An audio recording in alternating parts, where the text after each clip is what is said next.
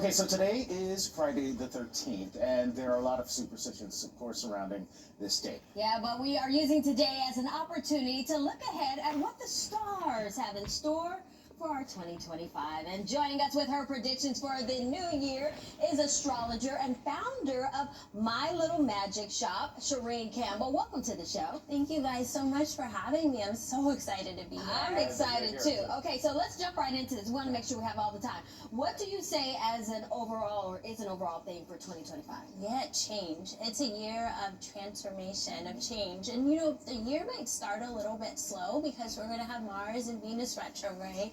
So people are kind of like, oh God, Mars and Venus in retrograde. But what that does is give us a little bit of time to reflect, to kind of look backwards and kind of like a slingshot, recalibrate where we're going.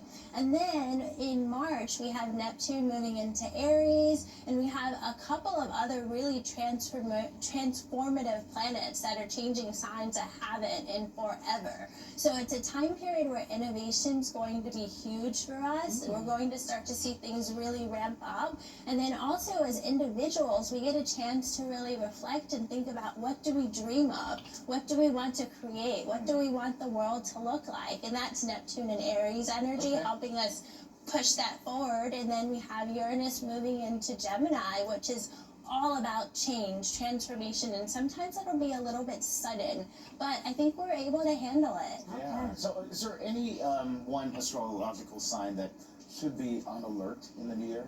Yeah, so actually 3 signs are going to have amazing years. So Cancer is one of them, and that's because Jupiter is going to move in the sign of Cancer. So that'll be like kind of the once in 12 years of magical energy for them. Gemini is another one. So we're going to have Uranus moving into Gemini. So it's all going to be about innovation, forward thinking, breaking out of your shell and your box so that you can expand and explore. And then Aries, it's going to be a great year for them, because Neptune will be moving into the sign of Aries, so it'll give them time and the energy to really dream much larger. Their imagination and creativity will really pick up. You touched on this briefly, but when is, I guess, Jupiter or Mercury in retrograde, and when should people, what should they keep in mind during that time? Yeah, absolutely. So Mercury is in retrograde right now, and then it's going to end on Sunday. Then we'll have a 4-month break. It'll happen 3 times next year. So we have one in mid-March, one in mid-July, and then one September 9th. So the thing about Mercury in retrograde is not a bad thing. Don't freak out.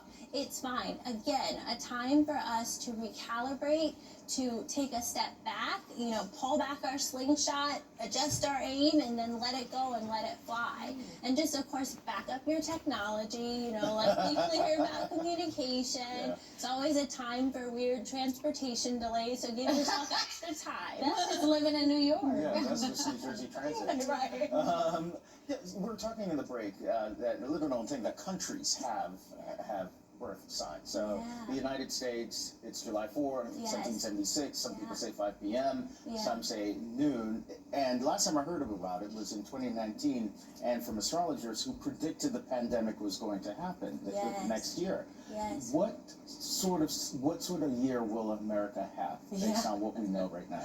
Yes, that's a really good question. You know, in 2025, I think there's a lot of change coming. So we have a couple of things happening. One, Pluto's finally into the sign of Aquarius, which is all about change, freedom, and power to the people. So it's almost like this shifting of power from, you know, being consolidated into like the larger public. So for the United States, that might mean that people are starting to do more grassroots movements. They're starting to connect with the purposes they really care about. And I think that as a country, it'll help us kind of propel forward and really recalibrate and think about, how do we make sure everything is good for all. Okay.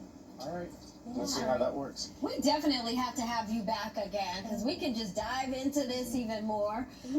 But thank you so much for joining us. Thank you, and I hope you guys come to My Little Magic Shop one day. We're on 94th in Amsterdam. Love that place. It's the most magical place in all of New York. 2025. Yeah, that's where you can get it. Some more astrology tips, by the way. Also, you can follow Shireen on her Instagram, My Little Magic Shop. All right, let's go ahead and send things over to Chris Amino with a look at this chilly weather.